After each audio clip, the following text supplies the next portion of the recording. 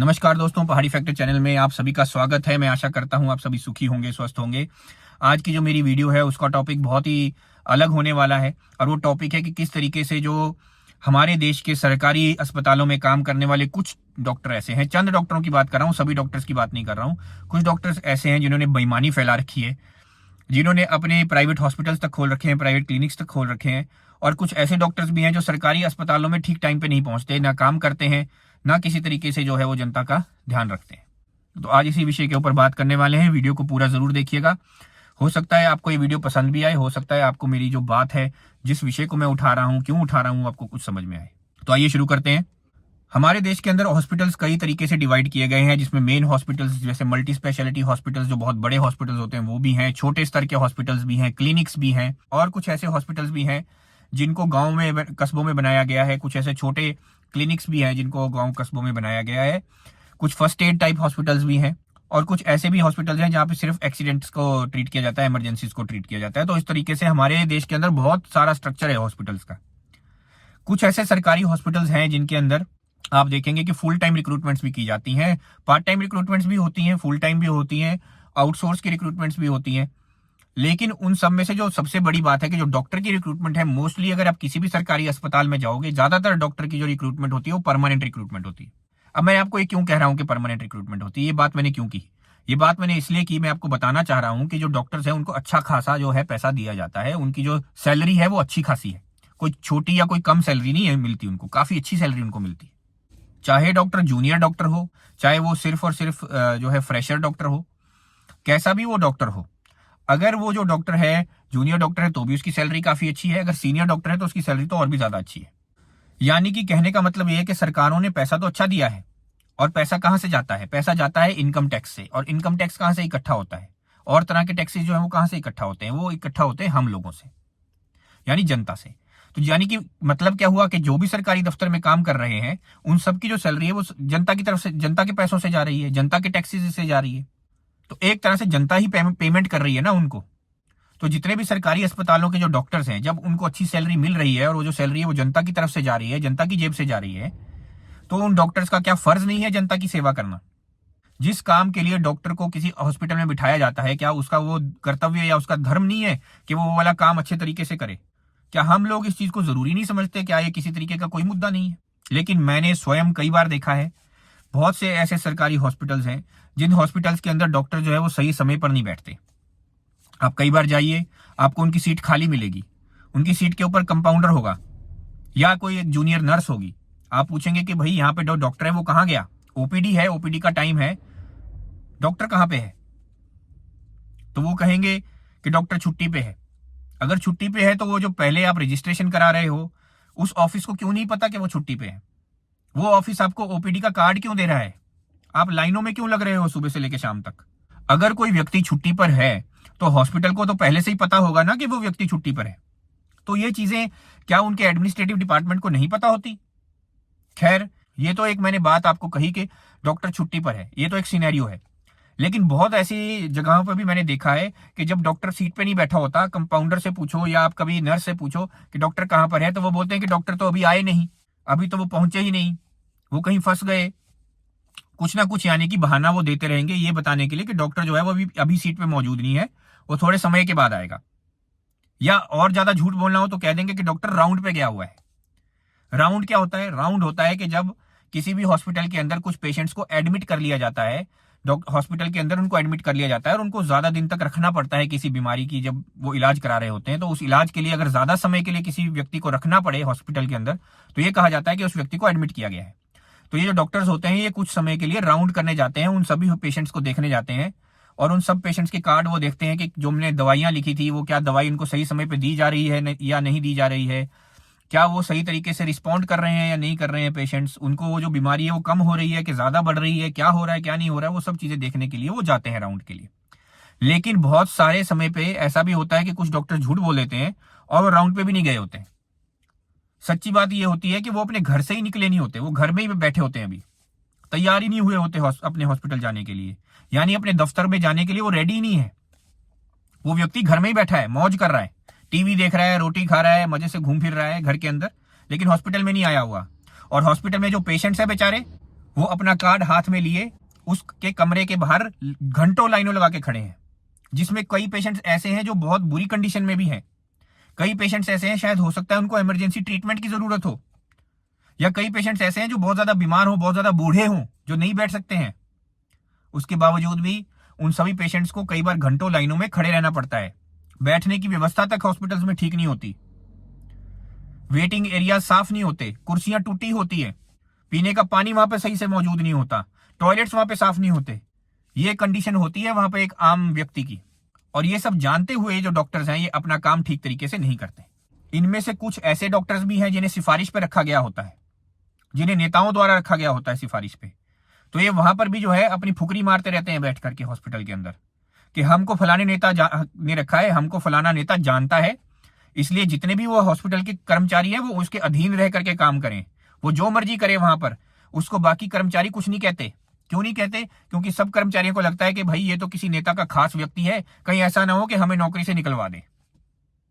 फिर ऐसे लोगों को फजूल की प्रमोशंस भी दी जाती हैं हॉस्पिटल्स के अंदर। ये सारे विषय जो हैं बहुत बड़े विषय हैं जो मैं आपको बता रहा हूं।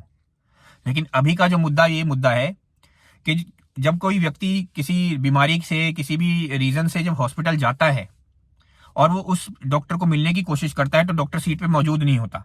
पता क्या चलता है?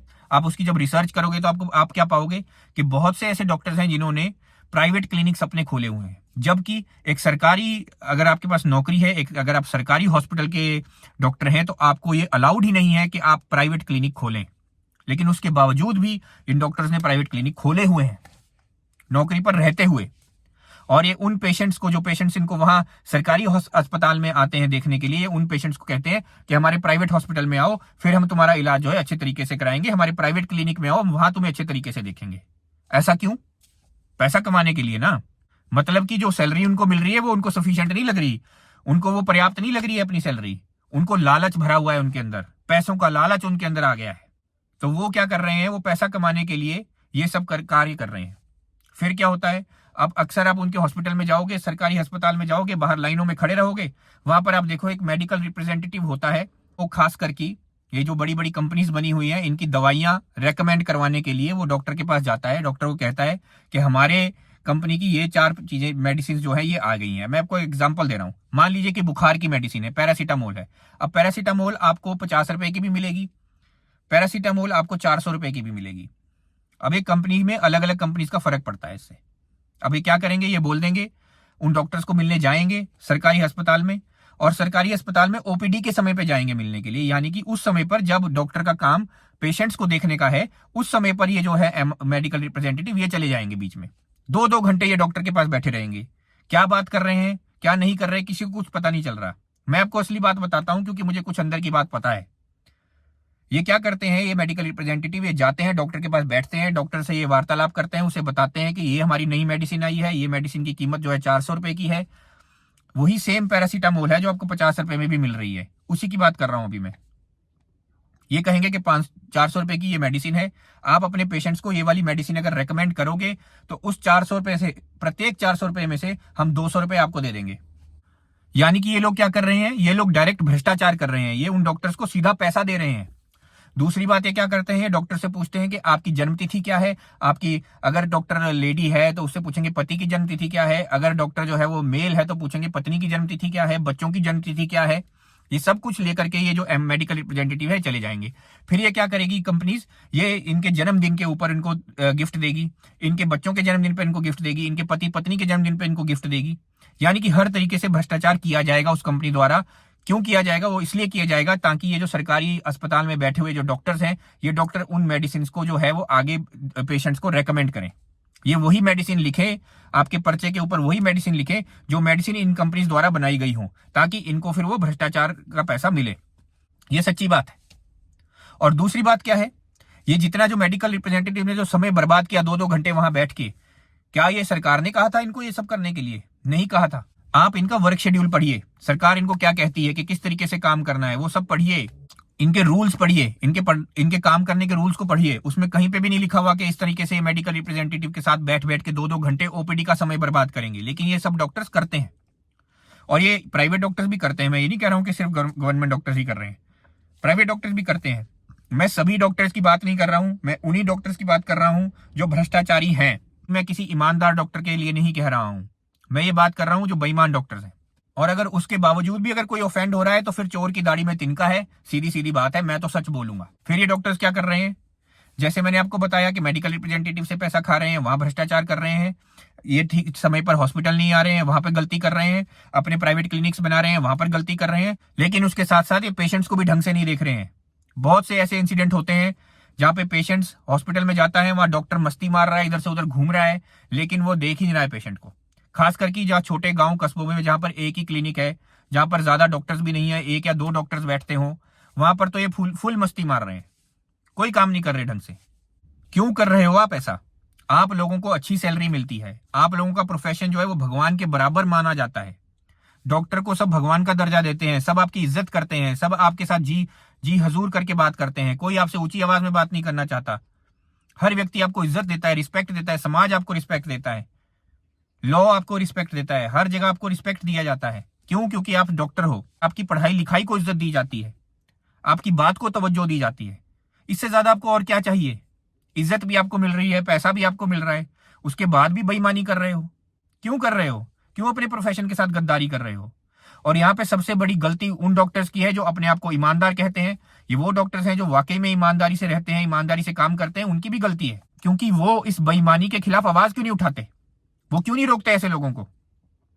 जब सिफारिशों पर भर्ती की जाती है तो वो जो रिक्रूटमेंट करने वाले लोग हैं जो वहां बैठे होते हैं, जब सिफारिशों पर भर्ती होती है, तो वो अपनी आवाज क्यों नहीं उठाते? वो क्यों नहीं कहते कि हम इस नेता के खिलाफ आवाज उठाते हैं क्योंकि इस नेता ने हमें मजबूर किया है कि यहाँ पर जो है सिफारिशों पर नौकरी रखी जाए? क्यों नहीं बोलते वो क्यों नहीं ये कहते कि ये जो डॉक्टर्स हैं अपने प्राइवेट क्लिनिक्स चला रहे हैं, इनके क्लिनिक्स बंद किए जाएं? वो क्यों नहीं ये आवाज उठाते? वो क्यों नहीं ये धरने प्रदर्शन करते, ये कहते कि ये डॉक्टर्स को समय पर बैठना चाहिए? वो क्यों नहीं ये कहते कि मेडिकल रिप्रेजेंटेटिव से रिश्वतखोरी गलत है? जब तक ईमानदार डॉक्टर्स भी इसके खिलाफ आवाज नहीं उठाएंगे तो ये बेईमानी चलती ही रहेगी। और पेशेंट्स के साथ तो वैसे ही गद्दारी हो रही है। और वो पेशेंट्स कौन है? वो आम जनता है, जिसके पैसे से आप सब लोगों को तनख्वाहें मिल रही हैं। तो तनख्वाह मिल रही है आपको उस आम आदमी की वजह से, और आप उसी आम आदमी की इज्जत नहीं कर रहे हो, बेईमानी कर रहे हो। फिर आप कहते हो कि हमारा जो देश है वो विश्वगुरु बनेगा। भाई विश्वगुरु कहां से बनेगा? कौन से भ्रम में जी रहे हो? मैंने किसी व्यक्ति को आवाज उठाते नहीं देखा इन डॉक्टर्स के खिलाफ, कभी भी नहीं देखा। बड़े बड़े दल बने हैं, बड़े बड़े ग्रुप्स बने हैं, बड़े बड़े राजनीतिक दल भी हैं। कई अपने आप को छोटे नेता बोलते हैं, कोई अपने आप को बड़ा नेता बोलता है, कोई अपने आप को गांव का नेता बोलता है, कोई अपने आप को शहर का नेता बोलता है, लेकिन मैंने किसी को नहीं सुना इसके खिलाफ आवाज उठाते हुए। लेकिन आज मैं ऑफिशियली आवाज उठा रहा हूं, मैंने पहले भी उठाई है। आप जाए मेरे यूट्यूब वीडियोस पर देखें, आप पाएंगे कि मैंने बहुत वीडियोस बनाई है इन चीजों के ऊपर। सब सही मुद्दे हैं, असली मुद्दे हैं, हमारे देश के भी और हमारे प्रदेश के भी। और हम जिस भ्रम में जी रहे हैं उस भ्रम से हमें बाहर आना चाहिए। हमारा देश जो है वो विश्व गुरु बिल्कुल नहीं है, वो भ्रम गुरु है, क्योंकि हम भ्रम में जीते हैं, हम झूठे लॉलीपॉप चूसते हैं, हम झूठी बातों को मानते हैं। और आज मैं अपने चैनल से ये हाथ जोड़ करके विनती करता हूं आप सभी जनता से, आप सभी लोगों से जो भी इस वीडियो को देख रहे हैं, कि कृपया करके अपने अपने क्षेत्र के जो भी सरकारी अस्पताल है उनका ध्यान रखिए कि उस सरकारी अस्पताल में क्या हो रहा है। हॉस्पिटल के अंदर बैठने वाले जितने भी डॉक्टर्स हैं वो क्या अपना काम सही तरीके से कर रहे हैं या नहीं कर रहे हैं। हॉस्पिटल का जो बाकी स्टाफ है वो क्या कर रहा है, क्योंकि जब ये डॉक्टर्स इस तरीके का भ्रष्टाचार करते हैं, जब ये डॉक्टर्स इस तरीके का काम करते हैं, तो उस हॉस्पिटल में काम करने वाले बाकी जितना भी स्टाफ होता है वो भी ऐसा ही बन जाता है। उस स्टाफ को भी लगता है कि हमें काम करने की क्या जरूरत है, जब हमारा डॉक्टर नहीं कर रहा ढंग से तो हम क्यों करें ढंग से। और वो भी अपने आप को खुदा बनना शुरू कर देते हैं, भगवान बनना शुरू कर देते हैं। एक पेशेंट जो बेचारा पहले किसी मजबूरी में हॉस्पिटल में आता है, पेशेंट कोई हॉस्पिटल घूमने नहीं आता, हॉस्पिटल कोई घूमने की जगह नहीं है। हॉस्पिटल में व्यक्ति सिर्फ तभी आएगा जब उसको किसी ना किसी तरह की कोई प्रॉब्लम होगी। वो बेचारा पहले ही अपनी जिंदगी में किसी बुरे समय से गुजर रहा होगा, किसी चीज की वजह से वो जूझ रहा होगा, किसी बीमारी से जूझ रहा होगा, और उसी का फायदा उठा रहे हो आप लोग। आपको शर्म भी नहीं आ रही है, आप उसी व्यक्ति का काम नहीं कर रहे हो और उसको अच्छी तरीके से ट्रीट भी नहीं करते। ये डॉक्टर्स कई बार कितनी बदतमीजी से बात करते हैं, तमीज तक नहीं है इन लोगों को। ना डॉक्टर ढंग से बात करेगा, ना ही डॉक्टर के साथ काम करने वाले लोग ढंग से बात करेंगे। अपने आप को ऐसा समझते हैं जैसे भगवान है। ये आपका सिर्फ और सिर्फ काम है, इसे काम की तरह करिए। कहीं ऐसा ना हो जाए कि सरकार जो है किसी समय पर यह फैसला ले ले कि सारे हॉस्पिटल जो है सरकारी वो प्राइवेटाइज कर दिए जाएं। अगर सारे सरकारी हॉस्पिटल प्राइवेटाइज हो गए ना, घुटनों पे आ जाओगे, तो थोड़ा भगवान से डरो। कहते हैं ना कि भगवान की लाठी में आवाज नहीं होती, वो वाकई में आवाज नहीं होती। प्रशासन का डर तो आप लोगों को वैसे ही नहीं है, क्योंकि प्रशासन वैसे ही पैसा वैसा खा करके चुप रहता है, ऑडिट होते हैं, हॉस्पिटल में लोग ऑडिट के लिए आते हैं, वहां पैसा मजे से खाते पीते हैं, मौज करते हैं। तो ये जो भ्रष्टाचारी लोग हैं, यही हमारे देश को खा रहे हैं, यही हमारे देश को खोखला कर रहे हैं, यही हमारे पूरे के पूरे सिस्टम को बिगाड़ रहे हैं, ये हमारे सोसाइटी को बिगाड़ रहे हैं। तो इन भ्रष्टाचारियों को तो हमें अपने समाज से बाहर निकालना ही होगा। अगर हम अपने देश के लिए सही नहीं सोचेंगे, अगर देश के प्रति ईमानदार नहीं होंगे, अपने समाज के प्रति ईमानदार नहीं होंगे, तो सब हमारा फायदा उठाएंगे, इसमें कोई दो राय नहीं है। मुझे सुनने के लिए धन्यवाद। आपका दिन शुभ हो।